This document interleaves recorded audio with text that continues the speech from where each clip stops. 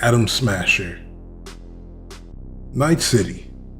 Night City is a city of dreams. Around this town, everyone wants to be someone.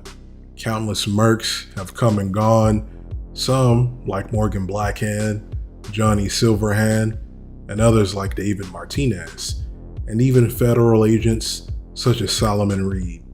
However, there's one legend among them, a legendary legend, and he's the enemy seemingly to all the other legends. This is a man, if you can call him that, known as Smasher. Imagine, if you will, a towering machine with cold red eyes. And imagine, if you will, a person who indulges in death, pain, suffering. Now increase that to the maximum. This is Atom Smasher. He isn't that friendly blue cyborg you might have grown up with, but a hulking monster at the depths of Night City. Let's get into who and what this cyborg was before he was Man the Machine. Smasher grew up in New York originally. He grew up as a troubled individual. He'd be starting fights and even going as far as to join a gang, which his gang would eventually be wiped out. He'd later sign up for the army and be offered a chance via a mysterious corpo to have a metal body in this brand new experiment, though it was told to him this could come at the cost of his humanity. However, Smasher would show a lack of regard for his humanity, as he wouldn't really care because his very nature was cruel and sadistic. Looking at it from the beginning, Smasher is actually akin to Tetsuo from Akira. They're both in the run to transcend into a new being, and they both very much spiral out of control. The difference is found in Smasher's personality. As to where Tetsuo at least has some morality, Smasher was reckless and cruel, and he'd take any mission that was offered to him, which would make him create a name for himself. And his only stipulation to these missions was collateral damage is a must.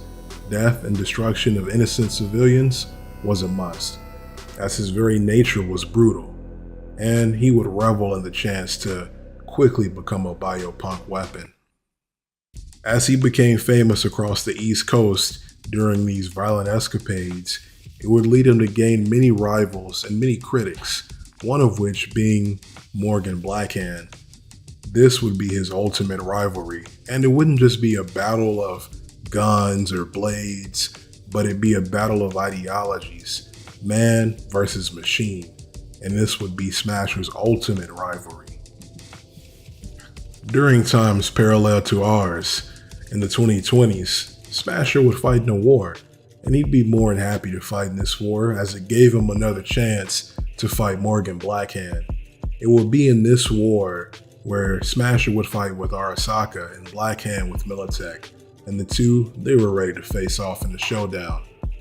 Now, during preparation for the war, Smasher would receive an upgrade.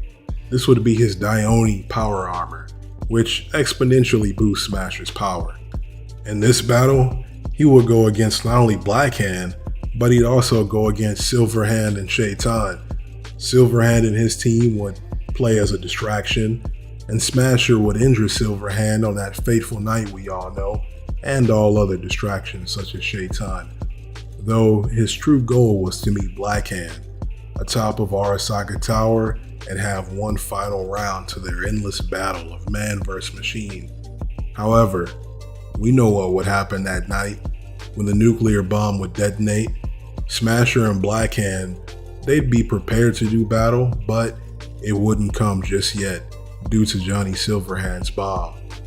With this battle of ideals put on pause to a nuclear bomb, Smasher would actually be critically damaged by this bomb, and this would lead to him being packed up by Arasaka and ultimately given more cybernetic augmentations, and this would lead to the Smasher that we all know and are all familiar with from Edgerunners and Cyberpunk 2077.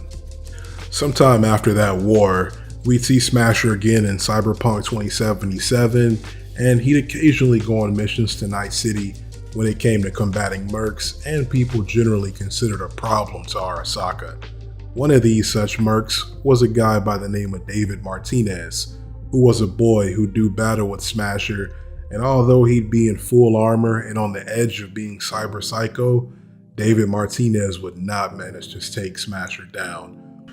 I've done a video about Edgerunners and I'll leave that in the link below, but basically after Edgerunners, we'd go on to see Smasher one through a brain dance with Evelyn, and then we'd go and see him again as a bodyguard for Yorinobu Arasaka, and finally, on that fateful day, we'd see Smasher at the end of Cyberpunk 2077, when he's finally defeated by V. Now let's get into a bit about Smasher's abilities. Smasher has a reputation for being the most modified cybernetic man who has not developed cyberpsychosis. That is to say, he is uniquely gifted in what he is. None of his rivals have managed to obtain this level of modification, making him a cyborg essentially, and his largest rival, being Morgan Blackhand, is the complete opposite. He isn't really a fan of cybernetic modification. But let's dive into Adam Smasher's cybernetic enhancements and let's go a bit more into what he can really do. As you can imagine, a legend of this size would come equipped with the best. He has basic enhanced durability, strength, perception, and speed. We all see that he has a great ability to survive explosions, which is seen when he fights David, and he also claims that David's Sandevistan is nothing but a basic plastic surgery compared to him. Then he is shown to use that same Sandevistan, but we can probably presume that he has military grade Sandevistan, which is quite better than what David has. Not only does he have a Sandevistan, but he also has a multitude of weapons and arsenal, making him a one-man army. He's decked out with the Tsunami Helix arms, which are extremely devastating in close combat. It's a modified shotgun that can fire 10 gauge shells at 1300 a round.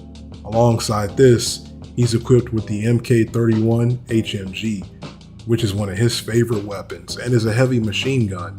It was initially developed internally by Militech. It's not supposed to be a handheld weapon. It's meant to be sort of a turret for a vehicle, but due to Smasher's modifications, and due to Smasher's strength, he can wield it himself. Essentially, it makes him adept for long and short-term combat because he's a powerhouse. Perhaps one of the things that really stands out about Smasher the most to me, as he isn't a merc and he's really unlike a lot of the other mercs in Cyberpunk and unlike a lot of the legends because he works with Arasaka, but the most telling thing about Smasher and his greatest edge is his merciless nature. Smasher didn't really care to lose his humanity when he got into this metal body. He loved causing collateral damage, and he enjoyed the destruction of others. He truly was not mentally a human. He would lose his battle to V, sure, but V can basically be whatever you want to make V. He also defeated Silverhand, he defeated David, he's done battle to equal with Morgan Blackhand, and he's defeated many other people, showing his prowess, and while he did it, he taunted them. While he did it, he called them childish. While he did it, he really emphasized the psychological part of battle. And that's something that Smasher is really good at, and his edge is ultimately that not only is Smasher truly just kind of a bad person, but he also likes to get into his opponent's head, and he likes to make his opponent feel dehumanized, the same way Smasher himself is not really humanized because of all of his enhancements and all of his augmentation. Smasher has had countless battles with legendary heroes. In some cases, he's even a testament to Biopunk and not just Cyberpunk, given his cybernetic enhancements. We've seen his battles with at least 3 legends of Night City, V, David, and Johnny. However, he's had more legendary battles with people such as Morgan Blackhand, who's a mysterious figure of Night City and the original Merc. And Morgan Blackhand and Smasher were the original rivals before V, Silverhand, and David even came along. In some of the next videos I'll be doing on Cyberpunk, I will be covering Morgan Blackhand and the original Merc and this mystery of Night City. So stay tuned. And remember, until next time, leave a like, share, subscribe, and a comment. It helps us grow. Peace.